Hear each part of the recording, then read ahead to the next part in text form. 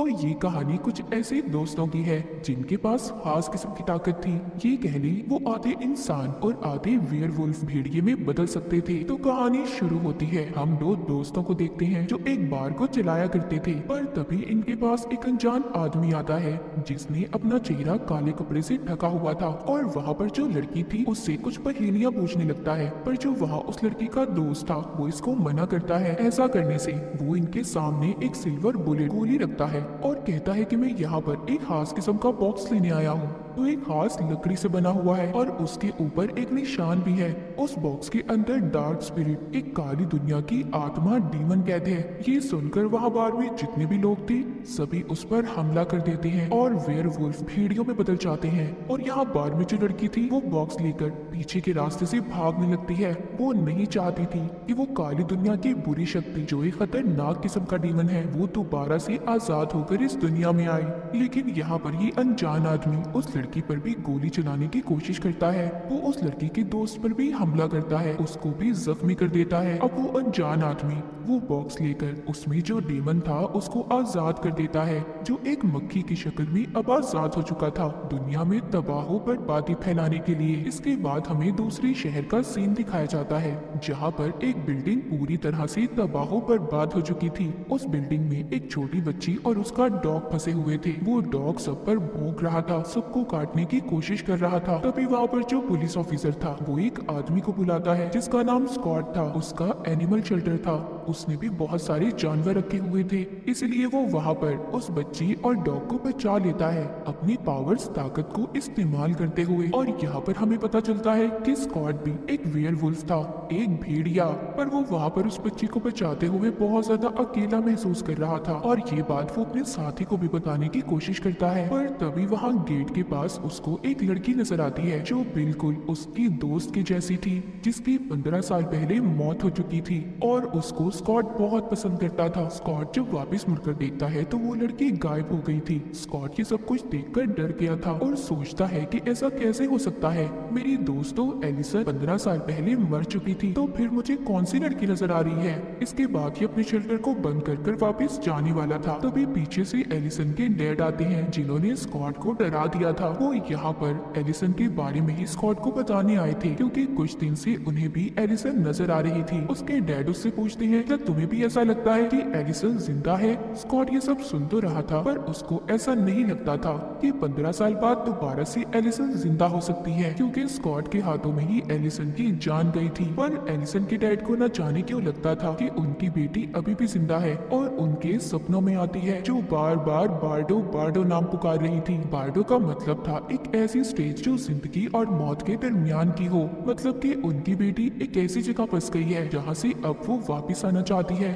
और एक रिचुअल, एक जादू से वो उसको वापस लाने की कोशिश कर सकते हैं। यहाँ पर कोई भी इस काम को करना तो नहीं चाहता था, पर हाँ वो कहते हैं कि हम कोशिश कर सकते हैं। अब ये सब फैसला करते हैं कि ये उस जगह पर जाएंगे जहाँ पर एलिसन की मौत हुई थी। स्कॉट अब बाकी के दोस्तों को भी बुलाने वाला था ताकि ये सबकी मदद ले सके एलिसन को वापस से जिंदा करने के लिए। इसके बाद हमें स्कॉट की एक और दोस्त दिखाई जाती है जिसका नाम लीडिया था। वो भी अपने ख्यालों में एलिसन को देख रही थी। उसको भी ऐसा लग रहा था कि कहीं ना कहीं एलिसन उस तक पहुंचना चाहती है। जैसे कि हमें पता है ये सभी दोस्त वेयरवुल्फ हैं। लीडिया के पास एक खास किस्म की ताकत थी, वो अपने ख्यालों में जो भी देखती थी वो सच हो जाता था। उसके पास एक खास किस्म की स्क्रीमिंग पावर थी, वो चीख सकती थी। वो भी दोबारा से स्कॉट के पास जाना चाहती थी। उसको भी ऐसा लग रहा था कि एलिसन जिंदा है। इसके बाद कहानी में हम एक लड़के को देखते हैं जो जीप्स को चलाकर टाउन में चलाया करता था, जिसके डैड एक इन्वेस्टिगेशन ऑफिसर थे जिसका नाम डेरिक था और ये भी स्कॉट का दोस्त ही था। उसका बेटा हमेशा इसे तंग करता रहता था। अब इस बात के बारे में ऑफिसर डेरिक को नहीं बताता क्योंकि वो जानता था कि उसका बेटा उसे जानबूझकर तंग करता है। जंगल में एक जगह पर आग लग गई थी। वो आग किसी तेल और पेट्रोल की वजह से नहीं लगी थी और इसी बात के बारे में पुलिस डेरिक की मदद ले रहे थे। पर डेरिक को ये बात पता थी कि जंगल में आग उसके बेटे ने लगाई है और इस बात के बारे में वो अब पुलिस की मदद करता है इस केस में भी और अपने बेटे को सबक सिखाने के लिए भी। इसके बाद हमें आगे दिखाया जाता है डेरिक अब अपने बेटे के पास पहुँच गया था और उसकी जीप को अपने हाथों से पंचर कर देता है अपने बड़े बड़े नाखूनों से। और यहाँ पर डेरिक भी एक वेयरवुल्फ था। डेरिक घर लाकर अपने बेटे को बहुत डांटता है और उसे कहता है कि तुम्हें ऐसी हरकतें नहीं करनी चाहिए। यहाँ पर जो डेरिक का बेटा था वो अपने आप को अलग ही महसूस करता था, क्योंकि उसके अंदर ऐसी ताकत नहीं थी कि वो वेयरवुल्फ में बदल सके। इसलिए वो ये समझता था कि वो अपनी फैमिली से बिल्कुल अलग है और यही सोचकर गुस्से में अपने कमरे में चला जाता है। डेरिक के दिमाग में कहीं ना कहीं ये सोच थी, उसका बेटा भी शायद कभी वेयरवुल्फ बन सके। डेरिक जब दोबारा से अपने बेटे के कमरे में जाता है तो देखता है उसका बेटा कमरे में नहीं था, वो दोबारा से जंगलों में चला गया था। ये देखकर डेरिक को गुस्सा तो बहुत आया था, पर वो कुछ भी नहीं कर पाता। दूसरी तरफ हम लीडिया को देखते हैं, जो अब स्कॉट के पास आ गई थी। ये दोनों उसी जगह पर जाते हैं जहाँ पर एलिसन की मौत हुई थी और वहाँ से मिट्टी इकट्ठा करते हैं, क्योंकि उस जादू के लिए ये बात जरूरी थी। ये दोनों बहुत सालों बाद मिले थे। लीडिया स्कॉट से मिलकर बहुत खुश होती है, जिसके बाद स्कॉट इसको अपने घर पर ले आया था, पर इसने उस जादू के बारे में अपनी मॉम को कुछ भी नहीं बताया था। यहीं पर एलिसन की डैड स्कॉट को एक तलवार भी दिखाते हैं जिस पर एलिसन का खून लगा हुआ था, और यहीं पर लीडिया वो सारी ड्राइंग्स भी दिखाती है जो उसने अपने ख्यालों में देखी थी। तभी इनका यहाँ पर एक और दोस्त आता है जो उस ड्राइंग को ठीक कर रहा था, मगर उसे देखकर सब लोग परेशान हो गए थे कि वो यहाँ पर क्यों आया है। लेकिन इसको यहाँ पर लीडिया ने बुलाया था ताकि उनकी मदद कर सके। पर वो दोस्त सारी ड्राइंग्स को मिलाकर एक कटा हुआ पेड़ बना देता है जिसके बीच में बार्डो लिखा हुआ था। पर उस पेड़ को देखकर स्कॉट बहुत ज्यादा डर गया था, क्योंकि यही वो पेड़ था जिससे सारी परेशानियां शुरू हुई थी। अब फिर से इन्होंने इस पेड़ को जंगल में ढूंढना था। स्कॉट और लीडिया इस पेड़ को ढूंढने के लिए निकल पड़ते हैं और वो अपनी एक और दोस्त को बुला लेते हैं जो अक्सर अपना ज्यादा वक्त जंगलों में गुजारा करती थी। लीडिया की ये दोस्त भी एक वेयरवुल्फ थी। वो पहले जो भेड़िया बनी हुई थी, फिर इंसान में बदलकर जब लीडिया की कॉल सुनती है, जिसके बाद वो जंगल में चली गई थी उनकी मदद करने के लिए। लीडिया अपनी दोस्त से मिलकर बहुत खुश थी, जिसके बाद वो जंगल में उस पेड़ को ढूंढने लगते हैं। सभी यही चाहते थे कि एलिसन वापिस से दोबारा जिंदा हो जाए। जब ये यहाँ पर उस कटे हुए पेड़ को ढूंढ रहे थे, तभी स्कॉट को यहाँ पर महसूस होता है कि शायद उनका कोई पीछा कर रहा है। और जब स्कॉट देखता है तो यहाँ पर डेरिक का बेटा था जो अब तक इनका पीछा कर रहा था। डेरिक के बेटे के बारे में लीडिया की दोस्त जानती थी। वो बताती है कि ये अक्सर यहाँ पर जंगलों में घूमता रहता है और इसको जंगल का एक एक रास्ता मालूम है और इसी को उस कटे हुए पेड़ के बारे में भी पता होगा। ये हमारी मदद कर सकता है। अब डेरिक के बेटे की मदद लेकर ये उस कटे हुए पेड़ को ढूंढने लगते हैं। वो कटा हुआ पेड़ मिल चुका था कि अब सभी दोस्त मिलकर उस पर जादू करने वाले थे। जो उनके पास मिट्टी थी और वो तलवार, पर यहाँ पर वो डेरिक के बेटे को जाने का कहते हैं, क्योंकि वो इस जादू में उसे शामिल नहीं करना चाहते थे। और जाते हुए उसे ये भी कहते हैं कि ये बात तुम अपने डैड को बिल्कुल भी नहीं बताओगे। यहाँ पर जैसे ही ये लोग अपना जादू शुरू करते हैं, वो तलवार हवा में उड़कर उस पेड़ के अंदर चली जाती है और वहाँ पर बहुत तेज हवाएं चलने लगी थी। मगर कुछ देर के बाद सब कुछ थम सा जाता है, जिसके बाद ये लोग समझ रहे थे कि कुछ भी नहीं हुआ और ये जादू उनसे नहीं होगा। वो सब के सब यहाँ से जाने वाले थे। स्कॉट जाते हुए थोड़ा सा उदास था, क्योंकि वो एलिसन को दोबारा से हासिल करना चाहता था। अब जैसे ही वो जा रहा था, तभी वो कटे हुए पेड़ पर अजीब सी रोशनी चमकने लगती है। उस पेड़ के बीचों बीच एलिसन लेटी हुई थी, जो बेहोशी की हालत में थी। सब उसको अब हॉस्पिटल लेकर जा रहे थे। सब काफी ज्यादा हैरान थे कि एलिसन 15 साल बाद दोबारा से कैसे दुनिया में आ सकती है। उसको लेकर जाता है तो वहाँ पर उसकी मॉम देखकर कहती है कि ये तो बिल्कुल एलिसन जैसी लड़की है। उसकी मॉम कहती है कि ऐसा कैसे हो सकता है, एलिसन तो मर चुकी थी। पर स्कॉट की मॉम को जादू रिचुअल के बारे में कुछ भी नहीं पता था, लेकिन स्कॉट तो सिर्फ कोशिश कर रहा था एलिसन को वापस से लाने के लिए। पर यहाँ पर सिर्फ एलिसन वापस नहीं आई थी। वो जो हमने मक्खी की शक्ल में डीमन को देखा था, वो भी इस कटे हुए पेड़ के अंदर चला जाता है और अपनी असल शक्ल में आ जाता है, जो कि एक बहुत ही खतरनाक खौफनाक डीमन था। और अपनी तलवार को उठाकर बहुत जोर से चिल्ला रहा था कि वो दुनिया में तबाह बर्बादी फैलाने आया है। और वो खास तौर पर यहाँ पर स्कॉट से बदला लेने आया था, क्योंकि स्कॉट की वजह से ही इस डीमन को उस लकड़ी के बॉक्स में कैद कर दिया गया था। उधर एलिसन हॉस्पिटल में थी। उसको होश आ गया था, मगर उसको कुछ भी समझ नहीं आ रहा था। एलिसन की यादें कुछ वक्त पहले की तो नहीं आई थी वापस, पर उसके दिमाग में वो यादें चल रही थी जहाँ पर वो अपने सभी दोस्तों को अपना दुश्मन मान रही थी। वो अब यहाँ हॉस्पिटल से भागने की कोशिश करती है। उसको ये लग रहा था कि वो अभी भी एक हंटर शिकारी है और वो डेरिक को मारना चाहती है, जो कि एक भेड़िया है। इसके रास्ते में जो भी आ रहा था ये उसको मार रही थी। वो स्कॉट पर भी हमला कर देती है। तभी उसके डैड वहाँ पर आते हैं और पूछते हैं ये क्या है, क्या मेरी बेटी वाकई वापस आ गई है। स्कॉट कहता है हाँ। एलिसन के डैड स्कॉट को पकड़कर पूछते हैं क्या वाकई मैंने जिसे देखा वो मेरी बेटी थी। एलिसन के डैड का जो दोस्त था वो कहता है एलिसन तो वापस आ चुकी है, पर उससे भी ज्यादा और भी बहुत कुछ बुरा हुआ है। वो आत्मा, वो डीमन भी वापस आ गया है जिसको कई साल पहले हमने एक बॉक्स में कैद किया था। ये बात सुनकर सब लोग परेशान हो गए थे। वहीं पर हम डीमन आत्मा को देखते हैं जो कि जेल में था। वहाँ पर कोई भी नहीं था, सिर्फ एक पुलिस ऑफिसर के अलावा। वो डीमन पुलिस ऑफिसर को अपने पास बुलाता है और उसे मार देता है। उसकी सारी ताकतों को उस डीमन ने अपने अंदर खींच लिया था। बाकी जितने भी पुलिस ऑफिसर थे सब जंगल में इन्वेस्टिगेशन करने गए थे क्योंकि दोबारा से वहाँ पर आग लग गई थी। थोड़ी ही देर बाद पुलिस स्टेशन में लिडिया और उसका एक दोस्त आ गए थे जो उस पुलिस ऑफिसर की लाश देखकर ये समझ रहे थे कि इसे कहीं ना कहीं एलिसन ने मारा होगा। जिसके बाद ये वहीं पर इन्वेस्टिगेशन करने लगते हैं। उधर एलिसन अपने बंकर में थी जो कि उसकी एक खुफिया जगह थी। वो वहाँ पर अपने सारे हथियारों को इकट्ठा कर रही थी, लेकिन तभी उसको वहाँ पर एक आवाज सुनाई देती है उसी डीमन की जो उसको अपने काबू में करने की कोशिश कर रहा था। वो डीमन एलिसन के दिमाग में ये डाल रहा था कि स्कॉट और डेरिक ने तुम्हारी सारी फैमिली को मार दिया है और उसकी माँ का रूप लेकर उसे इन सब बातों में उलझाने की कोशिश कर रहा था। एलिसन कहीं ना कहीं ये जानती थी कि उसकी माँ की मौत हो चुकी है, पर फिर भी वो उस डीमन की बातों में आ जाती है और स्कॉट और डेरिक को मारने के लिए तैयार थी। अब एलिसन यहाँ पर डेरिक का पीछा करते हुए स्कूल तक आ गई थी, जहाँ पर स्कूल में एक मैच हो रहा था और डेरिक कोच से बात करने के लिए आया था। कोच यहाँ पर सब बच्चों को डांट रहा था और सबसे ये कह रहा था कि प्लीज प्रैक्टिस करो, मुझे जीत चाहिए।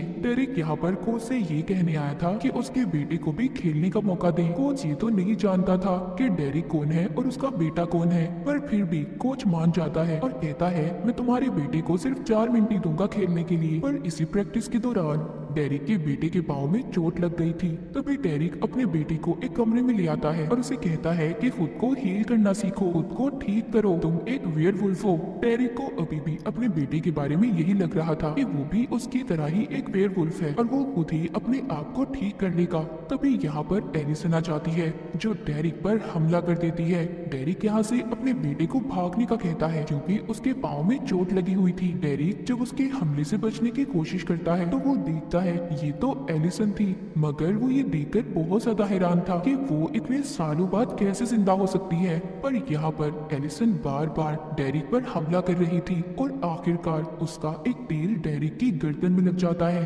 डेरिक की गर्दन से बहुत ज्यादा खून बह रहा था, लेकिन यहाँ पर डेरिक के वही 2 दोस्त आ गए थे जो हमने कहानी के शुरू में बार में देखे थे। स्कॉट भी यहाँ पर अपने दोस्तों के साथ आ गया था डेरिक की जान बचाने के लिए।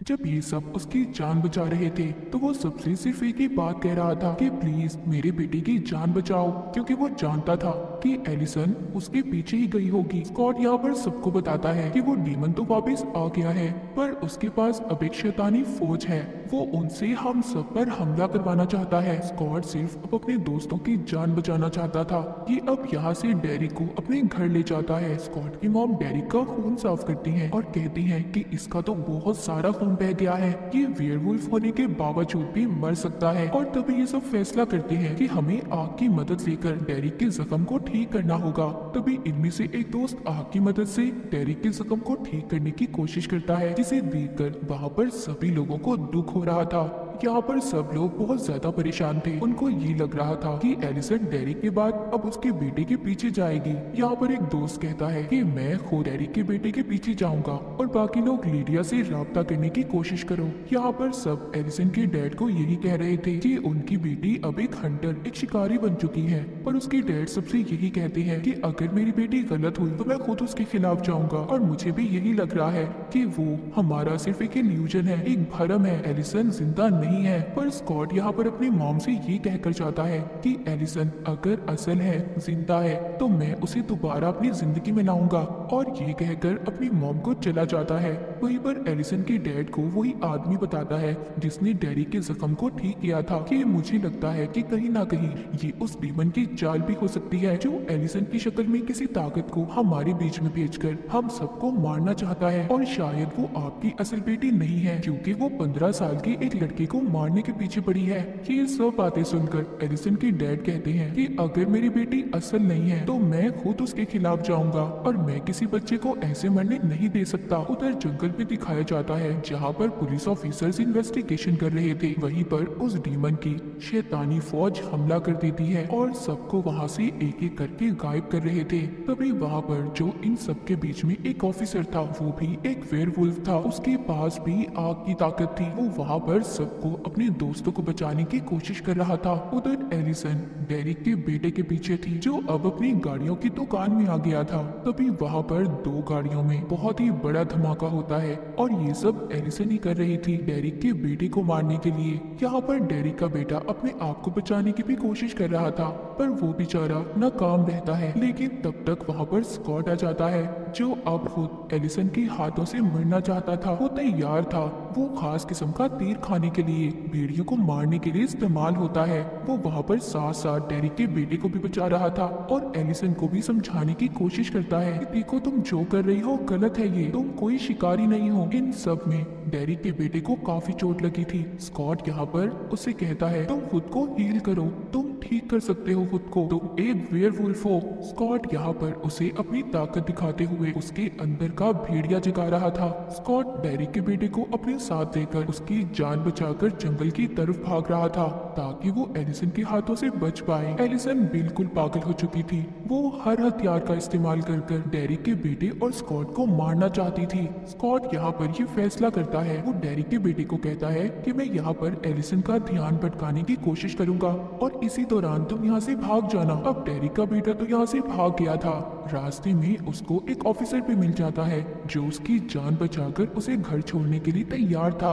उधर जंगल में स्कॉट बार बार एलिसन को समझाने की कोशिश कर रहा था कि मैं तुमसे बहुत प्यार करता हूँ और तुम और मैं कोई दुश्मन नहीं है, मैं कोई बुरा इंसान नहीं हूँ, मैंने तुम्हारी फैमिली को नहीं मारा जिसको सोचकर तुम मुझे मारना चाहती हो। स्कॉट को जो तीर लगा था उससे वो बहुत ज्यादा कमजोर हो रहा था और शायद कुछ देर बाद उसकी मौत भी हो सकती थी। वहीं पर रास्ते में स्कॉट के दोस्त जो उसको बचाने आ रहे थे, उन पर वो शैतानी फौज हमला कर देती है। अब एक एक कर स्कॉट के सभी दोस्त गायब हो रहे थे।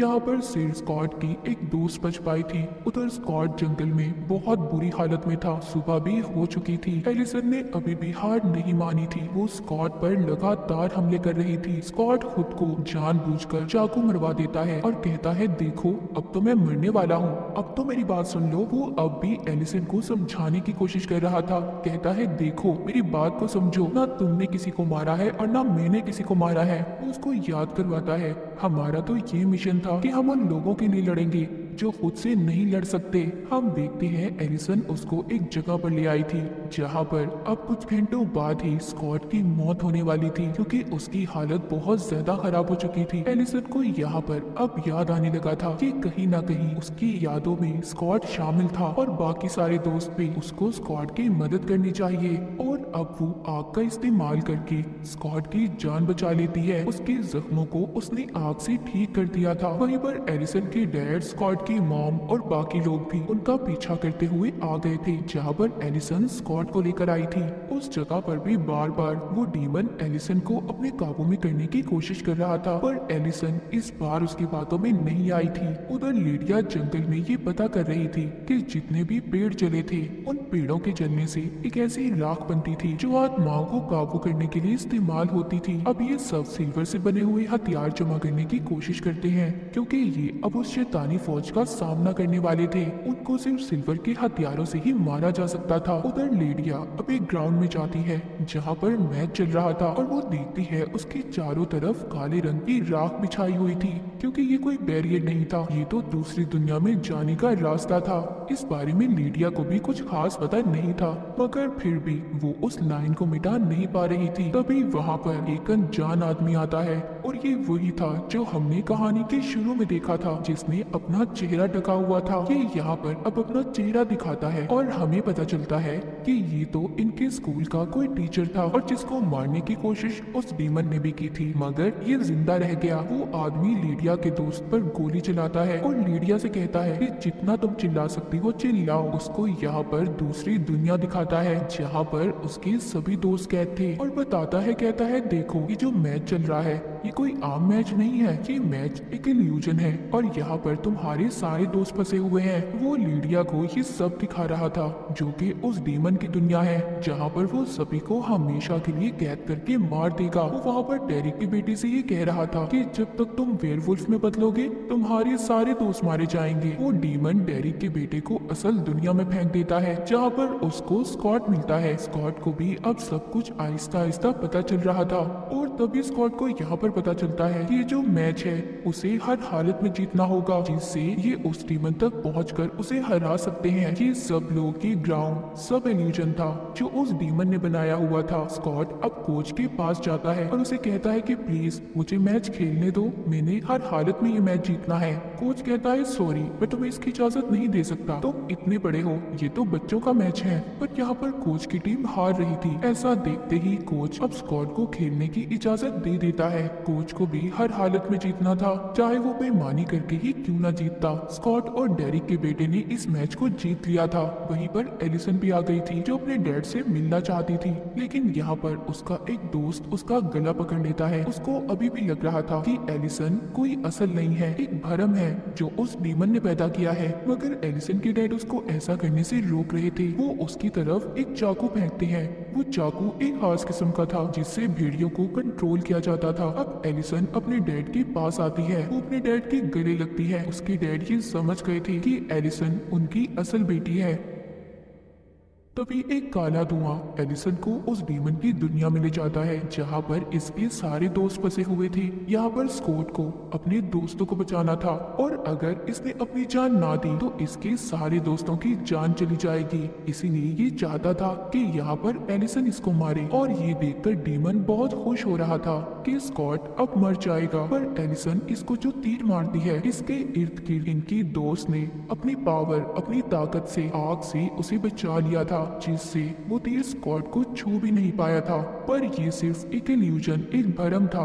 यहाँ पर एलिसन के डैड स्कॉट की मॉम सब आ गए थे और सभी यहाँ पर पहुंचकर उन शैतानी आत्माओं पर हमला करते हैं जो सिल्वर की गोली से ही मर सकती थी। वहीं पर लेडिया भी अब जोर से चिल्लाती है जिस वजह से एलिसन की सारी यादें वापिस आ गई थी और उसके आसपास जितनी भी शैतानी आत्माएं थी वो दूर जाकर गिरती हैं कि लेडिया ने अपने दोस्तों की जान को बचा लिया था। लेकिन यहाँ पर डीमन भी इतनी आसानी से हार कहाँ मानने वाला था। स्कॉट ने जब उसको काटा था अब वो भी वेयरवुल्फ में बदल गया था। यहाँ पर डेरिक और उसका बेटा उस डीमन को पकड़ लेते हैं। स्कॉट भी इसमें उनकी मदद कर रहा था। ये इस डीमन को उसी कटे हुए पेड़ पर लाकर उसे जलाने की कोशिश करते हैं जिससे वो कभी वापस दोबारा से ना आ सके। अगर यहाँ पर डेरिक को ये लग रहा था कि इस डीमन को आसानी से मारा नहीं जा सकता, इसीलिए वो यहाँ पर ये सोचता है कि स्कॉट एक अल्फा है और वो यहाँ पर सब अपने दोस्तों को बचा सकता है। इसीलिए डेरिक ये फैसला करता है कि वो इस डीमन के साथ जलकर अपनी जान दे देगा और वो जाते हुए स्कॉट से ये भी कहता है कि मेरा बेटा अब एक वेयरवुल्फ बन गया है,